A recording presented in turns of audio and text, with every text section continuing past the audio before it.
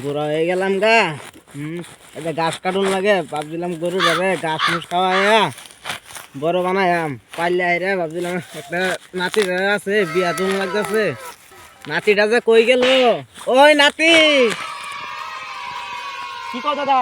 এনে হুনা জমিদার বুঝলাম না, আর দুটা ফটো দিয়ে আইরে ঘোরাঘুরি করে। তোর ভবিষ্যতে কি করে খাবি? তো তো বিয়া করুন লাগবো না? আমি তো বুড়া হয়ে গেছি গা, বুঝুন লাগে কথাটা। একটা বার বুঝছস? হ্যাঁ, জমিদার ফুটেলা না, মাথা তাপ দিয়ে ফটো আর দিয়ে ঘুরা। উল্টো উল্টো কথা কইতাছ, ক কি করবা? একটা কথা কই, তোর লগে দুইটা গপ্প করি। ভাবছিলাম গরুটা এই গাছটি একটু, আমি আইছি অত উৎসব মধ্যে, ঠান্ডা দিন জানোস না, বুড়া মানুষ। এই ঠান্ডা মধ্যে যদি আমি কাম করি, আমি কয়দিন বাঁচমু কি?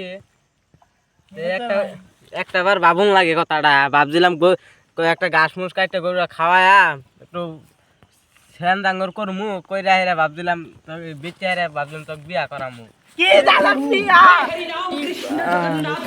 বিয়ার কথা শুনে দেখছ? বুড়া মানুষটারা কিবা করে ধাক্কা মারলো। নাতি না কলঙ্ক নাই গো।